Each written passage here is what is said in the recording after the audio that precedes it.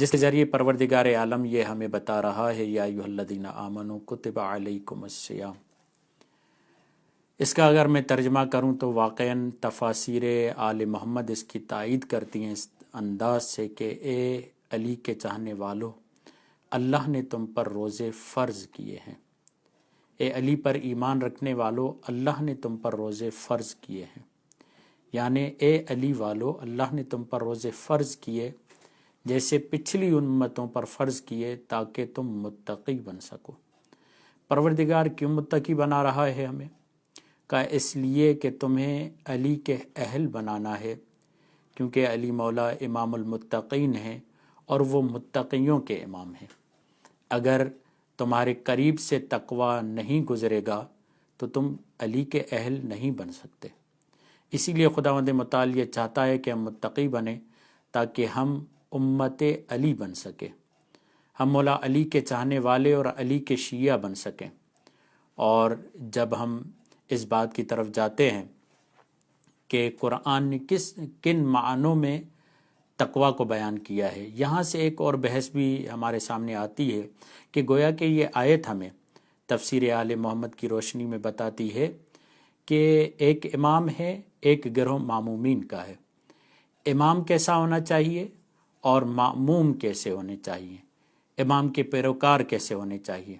امام جو امام المتقین ہے، جسے اللہ نے انتخاب کیا ہے، جسے اللہ نے چن لیا ہے، جس کے لیے مختلف جگہوں پر اور مختلف مواقع پہ پروردگار عالم نے جس کا تعارف کروایا، جس کا رسول خدا کے ذریعے اس انداز سے تعارف کروایا کہ جب رسول خدا امت مسلمہ کے پر اپنی حجت تمام کرتے ہیں تو یہ جملے کہتے ہیں النبی اولیٰ بالمؤمنین من انفسہم، نبی تم پر تمہاری جانوں سے زیادہ حق رکھتے ہیں، تمہارے اموال سے زیادہ تم پر حق رکھتے ہیں، تمہارے مالوں پر تم سے زیادہ حق رکھتے ہیں، تمہاری اولاد پر تم سے زیادہ حق رکھتے ہیں، حتیٰ کہ تمہاری جانوں پر تم سے زیادہ حق رکھتے ہیں۔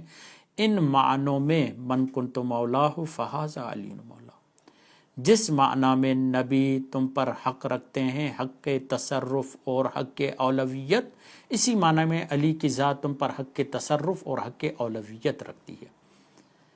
یہ آیت در اصل ہمیں بتاتی ہے کہ ہمیں امام المتقین کا پیروکار کیسے بننا ہے۔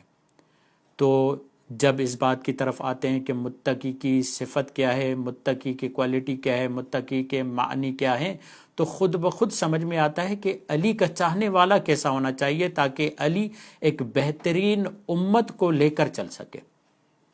تو ابتدا میں جب ہم آتے ہیں بسم اللہ الرحمن الرحیم الف لام میم ذالک الکتاب لا ریب فیہ ھدی للمتقین، یعنی جس طریقے سے پروردگار عالم یہ چاہتا ہے کہ علی کو متقین چاہیے، قرآن نے بھی یہی کہا ہے کہ ہم متقین کی ہدایت کریں گے۔ ہمارے ہاں جو متقی کا بنیادی تصور ہے اور بنیادی خیال ہے وہ یہ ہے کہ متقی جو پہلے ہی مسلح عبادت پر ہو، متقی جس کے ہاتھ میں تسبیح ہو، اور متقی جو تمام نیک کاموں کو انجام دینے والا ہو، ہم اسے متقی کہتے ہیں۔ جو اس انداز سے متقی ہے، قرآن اس کی کیا ہدایت کرے، کیونکہ وہ ہدایت پر ہے۔ مگر یہاں پر علماء کرام یہ فرماتے ہیں اس سے مراد ہدایت کی صلاحیت ہے، یہ تقوی فطری ہے۔ علی مولا کو وہ افراد چاہیے جو حق کے سامنے اپنے آپ کو سرنڈر کر سکیں، جب بھی ان کے سامنے حق آ جائے اپنے آپ کو روک پائیں، حق کے سامنے حق کو تسلیم کرنے والے ہوں۔ ایسا نہیں ہو کہ ڈٹھائی کا مظاہرہ کریں، ایسا نہ ہو کہ جب ان کے سامنے حق ہو تو خود غرضی اور خود نمائی کا مظاہرہ کریں، نہیں۔ علی مولا کو وہ شیعہ چاہیے جب بھی حق بات آ جائے، جس بھی طرف سے آ جائے۔ یہی وجہ ہے کہ جب جنگ جمل ہو رہی تھی اور پوچھنے والے نے سوال کیا کہ اس طرف بھی شخصیات ہیں، اس طرف بھی شخصیات ہیں، تو میں کہاں جاؤں؟ تو وہاں پر مولا کائنات نے یہ جملہ فرمایا کہ تمہارے لیے حق واضح ہونا چاہیے۔ اگر حق تمہارے لیے واضح ہوگا تو تمہارے لیے مشکل نہیں ہوگی۔ یعنی اولین مرحلے میں انسان کا نفس اتنا آمادہ اور قائل ہو، جب بھی اس کے سامنے حق پیش کیا جائے، چاہے چھوٹے کی طرف سے حق پیش کیا جائے، چاہے بڑے کی طرف سے حق پیش کیا جائے، اور مشکل پہلے مرحلے میں یہی ہوتی ہے، حق کے تسلیم کرنے میں۔ یہ جو رسول خدا 40 سال انتظار کر رہے ہیں تاکہ امت کو پیغام پہنچائے، یہ اس لیے آمادہ کر رہے ہیں تاکہ یہ حق کو تسلیم کرنے والے بن جائیں۔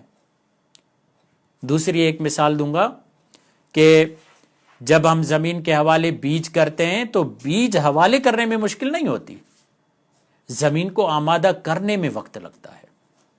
اگر ہمارے ساتھ موسم سازگار ہو، زمین آمادہ ہو، پھر جا کر بیج کو زمین کے حوالے کیا جاتا ہے۔ تقویٰ یہی ہے کہ قلب انسانی ہدایت کو قبول کرنے کے لیے آمادہ ہو، جب جس مرحلے میں بھی ہو، اگر یہ انسان ہدایت فطری اور ہدایت معنوی اور تقوی فطری اور تقوی معنوی کا قائل ہے تو فوراً حق کے سامنے سرنڈر کر لے گا۔ بڑے بڑے افراد اس بات پر اور اس جگہ پر آ کر رک گئے کہ انہوں نے اپنی انانیت کی وجہ سے، انہوں نے خود پسندی کی وجہ سے، انہوں نے اپنی خود پرستی کی وجہ سے حق کو قبول نہیں کیا۔